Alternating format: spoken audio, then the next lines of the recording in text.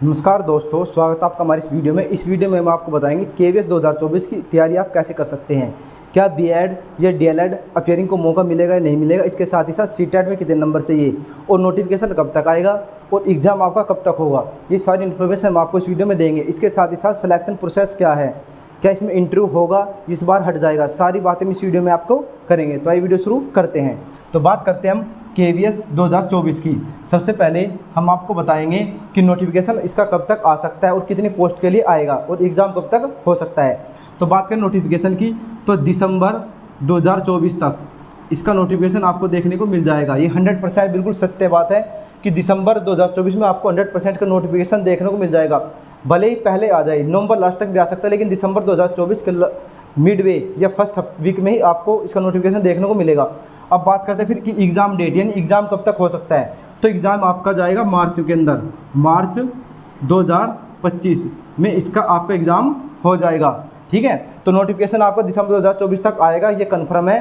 ठीक है, exam date जो आपकी मार्च 2025 है, यानी मार्च के फर्स्ट वीक में ये एग्ज़ाम लेने स्टार्ट कर देंगे। ठीक है, अब बात करें कि टोटल मार्क्स का कितने का एग्ज़ाम आपका होता है। तो आपका 180 मार्क्स का आपका एग्ज़ाम होता है और कितने क्वेश्चन आते हैं, 180 क्वेश्चन आपके आते हैं, यानी एक क्वेश्चन एक नंबर का आपका रहता है। और टाइमिंग की बात करें तो टाइमिंग होते हैं 3 घंटे, यानी 180 मिनट। आप ये मत सोचिए कि 3 घंटे तो बहुत ज़्यादा टाइम है, क्योंकि ये लोग है ना एग्ज़ाम इस लेवल का बनाते हैं कि आपको टाइम कम पड़ जाता है। इसमें सबसे ज़रूरी होती है आपकी एक तो टाइमिंग और इसकी एक्यूरेसी, यानी आपको टाइम मैनेजमेंट के साथ साथ क्वेश्चन की एक्यूरेसी भी करनी पड़ेगी, क्वेश्चन भी सही करने पड़ेंगे। ठीक है, आगे बात करते हैं मीडियम क्या रहता है एग्ज़ाम का। तो एग्ज़ाम का मीडियम आपका हिंदी और इंग्लिश दोनों में लैंग्वेज में आपका क्वेश्चन देखने को मिलेगा। इसके साथ ही जी आपका पेपर जो होगा ऑनलाइन होगा, यानी सीबीटी मोड होगा, कंप्यूटर बेस्ड टेस्ट आपका होगा, ऑफलाइन पेपर नहीं होगा, ऑनलाइन पेपर होगा। और बात करते हैं नेगेटिव मार्किंग की, क्या केवीएस में नेगेटिव मार्किंग होती है। तो केवीएस में नेगेटिव मार्किंग नहीं होती, लेकिन ये ना अपने पेपर का लेवल पहले इस तरीके से सेट करते हैं कि आपको नेगेटिव मार्किंग की जरूरत नहीं पड़ेगी। ठीक है, यानी पेपर का लेवल बहुत अच्छा रहता है। ये मत सोचे कोई कि ऐसे ही अगर हम 1-2 घंटा निकाल कर पढ़ते हैं तो हमारे केवीएस क्लियर हो जाएगा, तो ऐसा बिल्कुल भी नहीं होगा। ठीक, तो आपको बता दें भी नेगेटिव मार्किंग इसमें नहीं होती है, लेकिन पेपर का लेवल बहुत ही अच्छा रहता है। ठीक, अब बात करें हम कि एलिजिबिलिटीज़ की क्या क्या है, कौन कौन इस फॉर्म को फिल कर सकते हैं। तो एलिजिबिलिटी की बात करें तो पहले हम बात करेंगे पीआरटी के लिए। तो पीआरटी के लिए आपके पास 12th होनी चाहिए और 12th के अंदर आपके मार्क्स कितने हो, 50% मार्क्स हो। अगर आपके 49 में तब भी आप इस फॉर्म के लिए एलिजिबल नहीं हो। आगे बात करें फिर आपके पास क्या चाहिए, ग्रेजुएशन, इसमें भी आपके 50% मार्क्स चाहिए। देखो आपके 12th भी और ग्रेजुएशन दोनों होने चाहिए, दोनों 50% पासिंग मार्क्स जरूरी है। ये किसी एक सब्जेक्ट की बात नहीं, टोटल ओवरऑल 12th में 50% हो और ऐसे आपके जो ग्रेजुएशन में भी 50% आपके होने चाहिए। और बात करते हैं फिर डीएलएड या फिर आपकी को टीचिंग, किसी टीचिंग डिप्लोमा की बात करें तो आपके पास ये डीएलएड हो, बीटीसी हो या जेबीटी हो। ठीक है, या फिर आपके पास बीएलएड हो। इनमें से तीनों डिग्री नहीं चाहिए, कोई भी एक हो, या आपने डीएलएड कर रखा हो या बीटीसी कर रखा हो या जेबीटी हो या आपके पास क्या हो, बीएलएड हो, तो आप इस फॉर्म के लिए एलिजिबल हो। अब बात करते हैं मैक्सिमम एज की। तो इसकी जो मैक्सिमम एज है वो आपकी 30, यानी 30 इसके लास्ट है मैक्सिमम एज है पीआरटी के लिए। और बात करें आपका सीटेट, तो इसके लिए सीटेट पेपर फर्स्ट पास होना चाहिए। सीटेट में कितने नंबर चाहिए वो भी आपको हम इस वीडियो में बताएंगे। हमने आपको बता दें पीआरटी के लिए आपकी क्या क्या एलिजिबिलिटी चाहिए। अब बात करते हैं टीजीटी के लिए। तो टीजीटी के लिए आपके पास ग्रेजुएशन होना चाहिए, 50% मैक्स मिनिमम, कम से कम 50% आपके पास मार्क्स हो और आपके पास बीएड हो। बीएड में कोई भी मिनिमम मार्क्स की कोई भी इन्होंने ऐसे क्राइटेरिया नहीं रखा है। तो आपके पास सिर्फ बीएड क्लियर होनी चाहिए, यानी आपकी बीएड अपीयरिंग हो।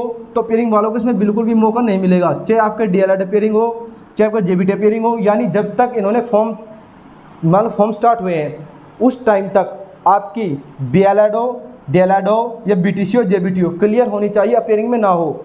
ठीक है, ऐसा नहीं है कि आपने पेपर दे रखे हैं, रिजल्ट आने वाला है तब भी आप इस फॉर्म को नहीं भर सकते। आपका फॉर्म आने तक सब चीज़ें क्लियर होनी चाहिए, बीएड पूर्ण रूप से आप पास हो तब इस फॉर्म को फिल कर सकते हैं। यानी अपीयरिंग वाले इसमें एलिजिबल नहीं है, चाहे कोई भी अपीयरिंग हो, चाहे सीटेट हो, चाहे कुछ भी हो। मान लो आपका बीएड है, डीएलएड पास है, लेकिन आपका सीटेट नहीं है और सीटेट दिसंबर वाला आप दोगे।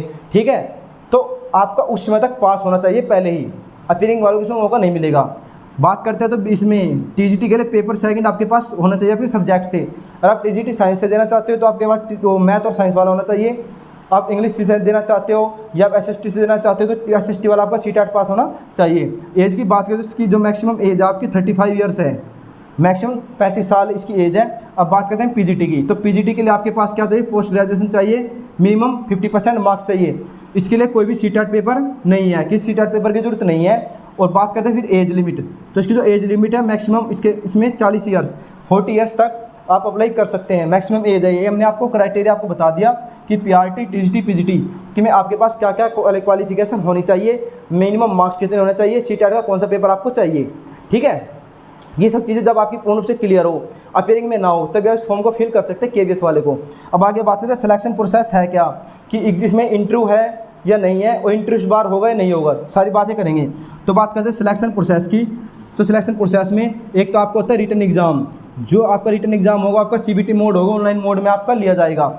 और फिर बात करते हैं इंटरव्यू आपको होगा 100% इसमें इंटरव्यू होता है आपका, ठीक है। लेकिन अब ये है कि पूरा इंटरव्यू का थोड़ा वेटेज कम हो गया है, इतना वेटेज नहीं है जितना पहले था। जैसे हम बात करें रिटन एग्जाम तो आपके 85%, यानी जितने आपके नंबर आए हैं, मान लो अगर आपके 100 नंबर आए हैं तो उसमें से सिर्फ और सिर्फ आपके 85 नंबर लिए जाएंगे, यानी जितने आपके नंबर है रिटन एग्जाम में उसका 85% लिया जाता है। और इंटरव्यू की बात करें तो इंटरव्यू का केवल 15% नंबर आपका जुड़ेंगे, ठीक है। जो आपके नंबर है उसके केवल 15% नंबर इंटरव्यू में जुड़ते हैं। मेन आपका फोकस होना चाहिए रिटन एग्जाम पर। रिटन एग्जाम में आप ज़्यादा से ज़्यादा नंबर लेगा। आप मान लो आप इंटरव्यू से डरते हो, इंटरव्यू की अच्छी तैयारी नहीं हो पाई आपकी, ठीक है, या आपको थोड़ा डर है इंटरव्यू से, तो इंटरव्यू के नाम के नंबर भी आप अपने रिटन एग्जाम में ले आओ ना। इतने अच्छे से तैयारी करो, ज़्यादा से ज़्यादा टेस्ट दो कि आपके रिटन एग्जाम में अच्छे नंबर आ जाए, कि आपको इंटरव्यू से ज़्यादा फर्क ना पड़े। तो मेन फोकस आपका रिटन एग्जाम पर होना चाहिए, जिससे कि आप ज़्यादा से ज़्यादा नंबर इसमें आपको प्राप्त हो सके। अब बात करते हैं सीटेट में आपको कितने नंबर चाहिए। तो सीटेट मार्क्स की बात करें तो जनरल में आपको 90 नंबर चाहिए, 90, ठीक है। और आप ओबीसी हो, एससी हो या एसटी हो, आपको कितने नंबर चाहिए, 82 नंबर चाहिए, जितना आपका सीटेट पास होता है। अब बात आती है कि क्या दिल्ली के होने चाहिए, ओबीसी, एसटी या बाहर के होने चाहिए, तो ऐसी कोई भी लिमिटेशन नहीं है। आप अगर जनरल में आते हो तो आपको 90 मार्क्स चाहिए, आप ऑल इंडिया में कहीं से भी हो, ऑल इंडिया आप अप्लाई कर सकते हो, ठीक है। आप ओबीसी हो, चाहे आप यूपी के हो, चाहे हरियाणा के हो, पंजाब के, कहीं के भी ओबीसी हो या बिहार से हो, आप ओबीसी ही माने जाओगे, ठीक है। केवीएस में एससी हो एससी मान जाओगे, एसटी हो एसटी माने जाओगे। ऐसा नहीं है कि आप जनरल में आ जाओगे। तो आपको सीटेट में 82 मार्क्स चाहिए और जनरल में आपको 90 मार्क्स चाहिए, ताकि आप इस फॉर्म को फिल कर सको, ठीक है। तो ऑल इंडिया इसमें अप्लाई कर सकते हैं। और आपको हम दोबारा बता देते हैं कि नोटिफिकेशन आपको दिसंबर लास्ट तक देखने को मिलेगा। जिन्हें लगता है कि जब नोटिफिकेशन आएगा हम तभी तैयारी स्टार्ट करेंगे, तो आपकी बहुत बड़ी भूल है। केवीएस इतना हल्का एग्जाम मत लेना। इन्होंने नेगेटिव मार्किंग हटा रही है, इसका मतलब सोचना कि आप तुक्के लगा कर नंबर ले लोगे इसमें। ये पेपर का लेवल पहले इतना अच्छा रखते हैं, और ऑप्शन ये ऐसे रखते हैं जैसे ऑप्शन होते हैं ना 1 2 3 4, ऑप्शन को भी चेंज कर देते हैं। मान लो आपने क्वेश्चन सोल्व कर लिया, वहाँ ऑप्शन ढूंढोगे ना तो क्या पहले तीसरा रख रखा हो, फिर दूसरा रख रखा हो, फिर 1, फिर 4 तक रखा हो। तो मतलब ऑप्शन भी इनके उल्टे पुल्टे होते हैं, सीरीज में नहीं होते ऑप्शन भी। 1 2 3 4 ऐसे ऑप्शन नहीं मिलेंगे। क्या था, शुरू में इन्होंने 4th नंबर रख दिया हो, दूसरे नंबर पर 3rd रख दिया हो, फिर 1 रख दिया हो, फिर 2 रख दिया हो। तो ऑप्शन भी उल्टे पुल्टे देकर रखते हैं। आज समझ में? तो आपको बहुत अच्छी तैयारी करनी है, केवीएस के विषय तैयारी में लग जाना है, ठीक। अगली वीडियो में बात करें सिलेबस की। इसका सिलेबस सही क्या है। इसमें 2 पेपर आपके होते हैं। 2 पेपर मतलब ये नहीं है कि एक पेपर अलग दिन एक पेपर अलग दिन होगा, दोनों पेपर एक साथ ही चलेंगे। जैसे डीएसएसबी में होता है जनरल पेपर होता है, फिर आपका सब्जेक्ट कंसर्ट होता है, सब्जेक्ट का पेपर आता है। तो इसमें भी ऐसे आपको होता है। तो हम पहले बात करें सर जनरल पेपर की, जनरल पार्ट की, जो सबके लिए सेम रहेगा, चाहे पीआरटी हो, चाहे टीजीटी हो, चाहे पीजीटी हो, सबके लिए सेम सिलेबस रहता है वो। उसके बाद जो सब्जेक्ट है सिर्फ वो बदलता है, ठीक है। तो हम अगली वीडियो में सिलेबस की बात करेंगे कि पीआरटी, टीजीटी, पीजीटी तीनों के लिए जो कॉमन सिलेबस है जनरल पार्ट का, जनरल पेपर का, वो क्या क्या है, कहाँ से आपको कैसे तैयार कर लेना है। और फिर सब्जेक्ट कंसर्ट की बात करें, सब्जेक्ट कितने नंबर का आपका आता है, ठीक है। अगर आपको कोई नोट्स चाहिए हमारे टेलीग्राम चैनल को ज्वाइन कर लेना। हमने केवीएस 2023 की जब भर्ती हुई उसमें भी हमने बहुत से जो है नोट्स फ्री प्रोवाइड किए थे, बच्चों को बहुत हेल्प हुई थी, चाहे उसमें किसी भी सब्जेक्ट से संबंधित हो, ठीक है। तो अगर आप कोई पीडीएफ चाहिए तो हमारे टेलीग्राम चैनल को ज्वाइन कर लेना, फ्री में आपको पीडीएफ प्रोवाइड करवा देंगे। अगर हमारी वीडियो अच्छी लगी हो तो चैनल को सब्सक्राइब कर देना, लाइक कर देना। मिलते हैं नई वीडियो के साथ बहुत ही जल्द। जय हिंद, जय भारत, जय श्री राम।